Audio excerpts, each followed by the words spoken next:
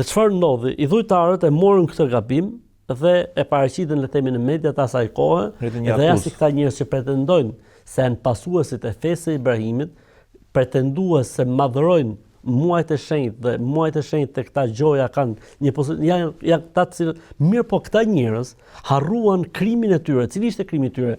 Vrasja, përndjekja, ndalimi i njerëzve nga ardhja në Qabe, nxjerrja e njerëzve nga atdheu i tyre. Domethënë, të gjitha këto u harruan vetëm për një kjo ndodh në përgjithësi.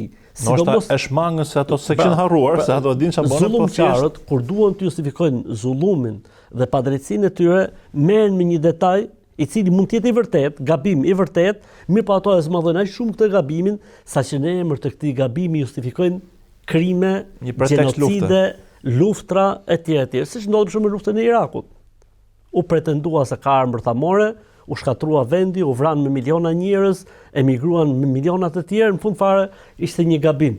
Si Hitleri që bombardoi parlamentin e vet, vrau opozitën dhe nisi luftë pastaj me Rusinë prash, pretekst e lufta e Gazës për shembull, që u morën me një, le të themi, me një ngjarje që ndodhi me 7 tetor, ndërkohë që ne kemi qysh nga 48-a. 100 fish më shumë viktima se sa pengjet që janë gjatë. Ndërkohë që tani domethënë po ndodh domethënë një gjenocid masiv. Pra kjo është natyra e zullumçarëve.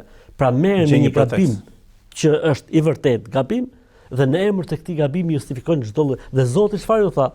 Okej, është mëkat i madh, është gabim shumë i madh që të kryhet ofensiv në muajt e shenjtë. Mirë po, të ndalosh njerëzit nga adhurimi i Zotit, ti përndjekësh njerëzit, të ndalosh njerëzve Qabën, shumë më madhështore dhe më rënd tek Zoti. Pra ti harron gjitha këto në emër të kësaj, ose justifikon gjitha këto në emër të një gabimi njerëzor, domethënë natyra e zullumçarit kjo është domethënë. Kështu që Zoti i Madh nuk e justifikoi gabimin dhe kjo është drejtësia. Nuk e justifikoi gabimin, por e krahasoi. E krahut të vërtet. Pra ne duhet, edhe kjo është një mësim për ne. Për shembull, le të themi, nëse një musliman gabon në një sjellje të caktuar, ne nuk duhet të dalim mbrojtje personit sepse ky është besimtar, vllai jon. Jo.